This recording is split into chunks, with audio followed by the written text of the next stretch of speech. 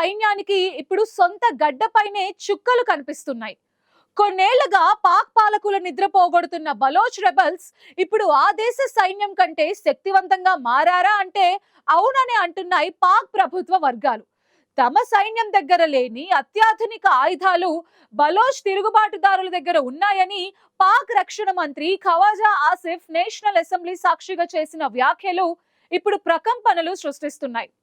America తయారు చేసిన night vision డివైస్లు, థర్మల్ వెపన్ సైట్స్ తో రెబల్స్ విరుచుకు పడుతూ ఉంటే వాటిని ఎదుర్కోలేక పాక్ సైన్యం చేతులెత్తేస్తోంది. అసలు ఈ ఆయుధాలు వారికి ఎక్కడి నుండి వస్తున్నాయి? బలోచిస్తాన్ లో అసలేం జరుగుతోంది? Let's watch the story.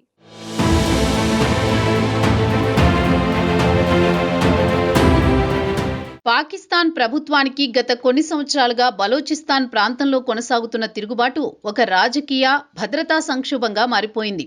ఒకప్పుడు స్థానిక సమస్యగా భావించిన బలోచ్ రెబల్స్ ఉద్యమం ఇప్పుడు పాక్ సైన్యానికే సవాల్గా మారిందని స్వయంగా పాకిస్తాన్ రక్షణ మంత్రి ఖవాజా ఆసిఫ్ అంగీకరించాల్సిన పరిస్థితి ఏర్పడింది. నేషనల్ అసెంబ్లీలో మాట్లాడిన ఆయన బలోచ్ రెబల్స్ దగ్గర అత్యాధునిక ఆయుధాలున్నాయని, వాటిలో కొన్ని అమెరికా తయారీ ఆయుధాలు కూడా ఉన్నాయని సంచలన వ్యాఖ్యలు చేశారు. నైట్ విజన్ డివైజులు, థర్మల్ వెపన్ సైట్స్, ఖరీదైన రైఫిల్స్ వంటి ఆయుధాలు రెబల్స్ చేతుల్లో ఉండడం పాకిస్తాన్ భద్రతా వ్యవస్థ వైఫల్యానికి నిదర్శనమని రాజకీయ వర్గాలు విశ్లేషిస్తున్నాయి. ఖవాజా ఆసిఫ్ చేసిన వ్యాఖ్యలు పాక్ సైన్యం ఎదుర్కొంటున్న అసలు సమస్యను బహిర్గతం చేశాయి. బలోచిస్తాన్ ప్రావిన్స్ విస్తీర్ణం చాలా ఎక్కువ.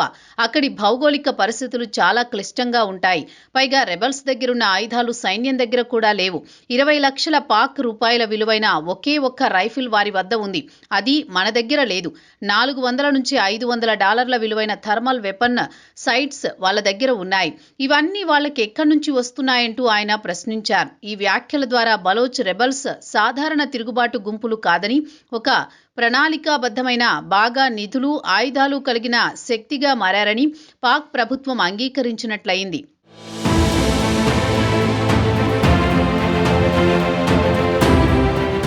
ఇక ఈ ఆయుధాల మూలాలపై కూడా రక్షణ మంత్రి కీలక వ్యాఖ్యలు చేశారు. బలోచ్ రెబల్స్ నాయకులు ఆఫ్ఘనిస్తాన్లో ఉన్నారని, అక్కడి నుంచే వారికి మద్దతు లభిస్తున్నట్లు ఆయన పేర్కొన్నారు. ఆఫ్ఘనిస్తాన్ భూభాగం నుంచి కార్యకలాపాలు నిర్వహిస్తూ పాకిస్తాన్లో దాడులకు పాల్పడుతున్నారని ఆరోపించారు.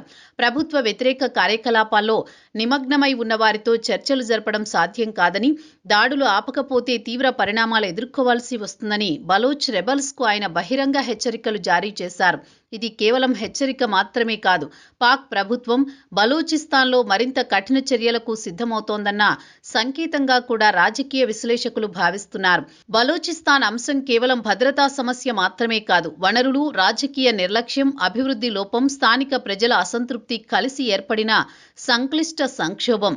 పాకిస్తాన్లో అతిపెద్ద ప్రావిన్స్ అయిన బలూచిస్తాన్ ఖనిజ సంపదతో నిండి ఉన్నప్పటికీ అక్కడి ప్రజలకు కనీస మౌలిక సదుపాయాలు అందకపోవడం ఎప్పటి నుంచో ఆరోపణలుగా ఉన్నాయి.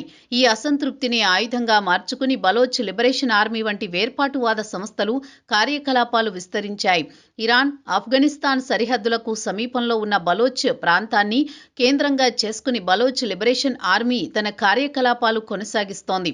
ఈ సంస్థకు అమెరికా ఇప్పటికే ఉగ్రవాద సంస్థగా గుర్తించింది. అయినప్పటికీ ఈ సంస్థ పాక్ సైన్యానికి చెందిన మౌలిక సదుపాయాలు, పోలీస్ స్టేషన్లు, స్థానిక ప్రభుత్వ అధికారులపై వరుస దాడులు చేస్తూనే ఉంది.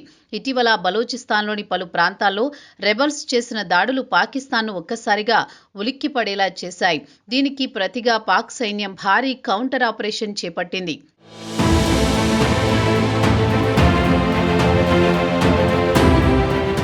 పాక్ కౌంటర్ ఆపరేషన్లో రెబల్స్తో పాటు పౌరులు, భద్రతా సిబ్బంది కలిపి దాదాపు 200 మంది వరకు ప్రాణాలు కోల్పోయినట్లు అధికారిక వర్గాలు వెల్లడించాయి. ఈ సంఖ్యే బలూచిస్తాన్లో పరిస్థితులు ఎంత తీవ్రమైన స్థాయికి చేరాయో చెబుతున్నాయని విశ్లేషకులు చెబుతున్నారు.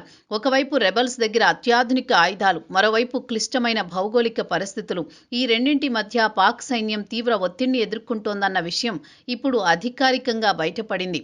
ఇక అమెరికా ఆయుధాలు రెబల్స్ దగ్గర ఉన్నాయన్న వ్యాఖ్యలు మరో అంతర్జాతీయ కోణాన్ని తెరపైకి తెస్తున్నాయి.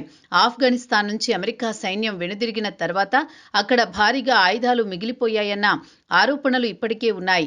అవే ఆయుధాలు అక్రమ మార్గాల్లో రెబెల్ గ్రూపుల చేతికి చేరుతున్నాయా, లేక ఇతర అంతర్జాతీయ శక్తులు కావాలని ఈ ప్రాంతాన్ని అస్థిరపరుస్తున్నాయా అన్న ప్రశ్నలు ఇప్పుడు తెరపైకొస్తున్నాయి.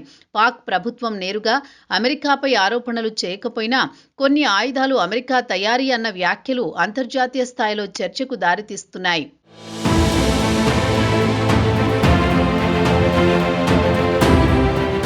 మొత్తంగా బలోచిస్తాన్ సమస్య ఇప్పుడు పాకిస్తాన్కు కేవలం అంతర్గత భద్రతా సమస్యగా మిగలడం లేదు.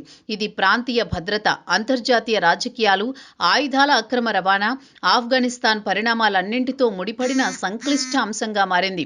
రక్షణ మంత్రి స్వయంగా తమ దగ్గర లేని ఆయుధాలు రెబల్స్ దగ్గర ఉన్నాయని చెప్పడం పాకిస్తాన్ భద్రతా వ్యవస్థ ఎదుర్కొంటోన్న తీవ్రమైన సవాళ్లను స్పష్టంగా చూపిస్తోంది. రాబోయే రోజుల్లో బలోచిస్తాన్లో పాక్ ప్రభుత్వం ఎలాంటి చర్యలు తీసుకుంటుంది? ఈ తిరుగుబాటును సైనికంగా అణచివేయగలుగుతుందా, లేక ఇది మరింత పెద్ద సంక్షోభంగా మారుతుందా అన్నది వేచి చూడాలి.